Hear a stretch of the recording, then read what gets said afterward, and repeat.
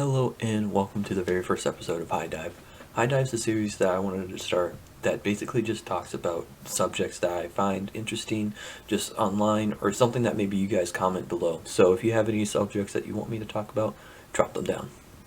Now that being said, for the first episode of High Dive, I'm going to be talking about geomagnetic pole shifts. And you guys are going to look at this great intro that I had to make, and I'll discuss it after it plays.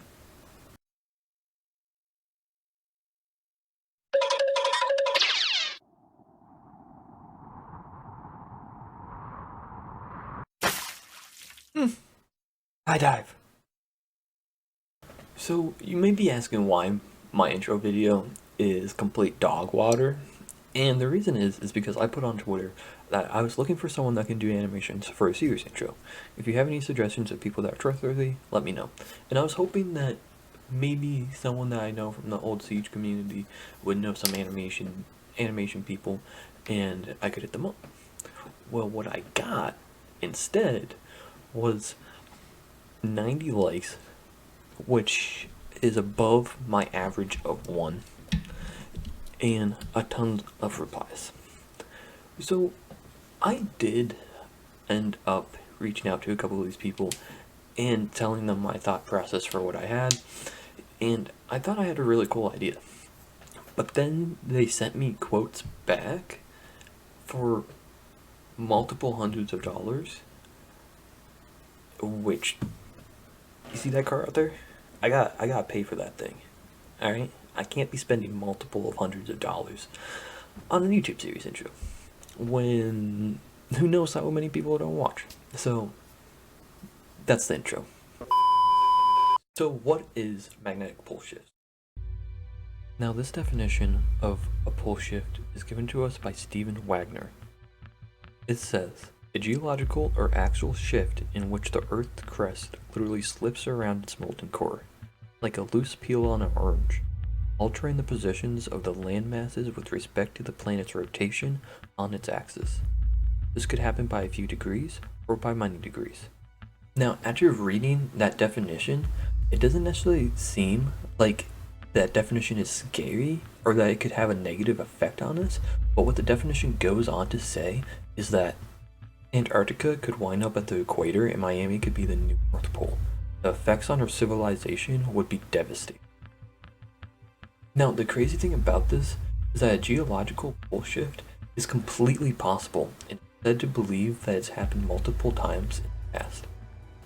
Listen to what Jimmy Cresserti has to say about it on the Joe Rogan podcast. How much of that is agreed upon? That there could be a time where the magnetic poles actually shift. So This is science. They say that the last one was like 778,000 years ago, and we're like something like 200,000 years overdue. But the Adam and Eve story, the theory of that is that it happens in cycles of 6,500 years, and that it's a 90-degree flip, but 6 days later, or on the 7th day, it corrects itself. The planet flips, not just correct. It's a planet flip 90-degree. And that because of it, the Earth essentially does a standstill. The sun will basically stay in the same spot, causing heating like we've never experienced. And that the wind and the waters continue with their momentum. Because essentially the wind travels at approximately 1,000 miles an hour at the equator. So the theory is that when that event happens, it's going to be cataclysmic. And here's the wild thing is that in that document, it says a continental-sized tsunami being 2 miles high. Well, I showed you the Emikusi volcano in Africa, in the Sahara, which is at 11,300 feet, that has salt as well as evidence of gastropods, sea life. That's 2 miles high. Yes. And I'm like, it would make a lot of sense. Like, if you look at the Bible and involving, like, Revelations, and it's saying, like, 6 days. 6 days on the 7th day, God rested. In that document, it says 6 days, things start simmering down a bit, and by day 7, things are... Now, at that point in the video, he's talking about how we're going to experience extreme heating, and on the flip side, that some people are going to experience no sun at all, depending on where the sun is at that time. But also, he's talking about winds whipping, continuing to move at the same direction as they were. What are we going to do if that happens? Nobody's prepared for that, and the fact that this could just happen in an instant is slightly terrifying. Now, Jimmy isn't the only one talking about this. An article written in 2021 said that this last major geomagnetic reversal triggered a series of dramatic events that have far-reaching consequences for our planet. They read like the plot of a horror movie. The ozone layer was destroyed, electrical storms raged across the tropics, solar winds generated spectacular light shows, Arctic air poured across North America, ice sheets and glaciers surged, and weather patterns shifted violently. So what's the science behind this complete reversal of the magnetic poles? So real quick, this is the the part that sets me off about this is that any article you ever read on this, it makes it crystal clear that this will not be apocalyptic. Maybe we'll potentially have some satellite communication issues that could affect our power grid and telecommunication systems, and that's going to be unfortunate. But don't worry, it's not a doomsday. I'm like, okay, first of all, if the grid goes down, that is doomsday. But number two, they don't know what they're talking about because they claim that the geomagnetic pole shift is because of the interior, whether it's the iron core or whatever it is, the molten core does a shift, and because of it, that's why the compass will flip. But I'm like, if you look at the nature of earthquakes, some originate in the crust, others originate in the mantle, in the parts that aren't solid. So I'm like, if you're saying that the interior that is molten does a shift, why on earth would you suggest that it wouldn't cause earthquakes or volcanic activity on the surface? So I feel like every article I ever read on geomagnetic pole shifts, they go out of their way to say, don't worry, it's fine. And I'm like, but yet the evidence shows that it's accelerating.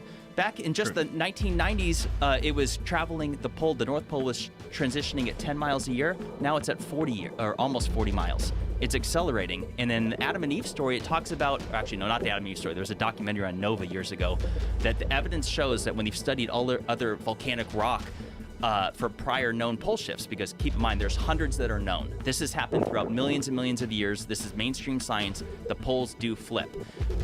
But it's not that the Earth flips over. It's that the inside core does, and so your magnetic compass will flip. Like What causes it? So whatever that molten core is, it does a shift inside. It allegedly happens in cycles, and we're long overdue. And when it happens, the other theory is that the Earth's shields will be diminished. Well, definitely. So we know two things right now is that the pole is moving.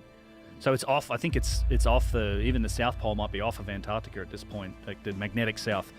And then the magnetic field consequently to this movement is weakening. So we know our magnetic field, and that's where a lot of that danger is going to come from, is if the magnetic field keeps weakening. Now everything cosmically that happens is going to hit the Earth, and particularly us with our electronics, it's all going to get more easily smashed, because the magnetic field is what protects us from solar flares and cosmic radiation and all this stuff. So as the field and the acceleration of that weakening of the field, is accelerating. So it's getting weaker faster. So we seem to be heading towards a unknown or undetermined time where the poles may shift, like the polarity of the Earth will shift, and the compasses. And are there any estimates on when this could possibly take place? According to every article I ever read, like, oh, don't worry, it's probably be another 1,000 years. Now, this whole subject has me thinking, if we could predict this was happening, and the world leaders knew it was gonna happen maybe in the next 10 years, or a certain amount of time, do you think they would tell us? Or do you think they would necessarily just let it happen?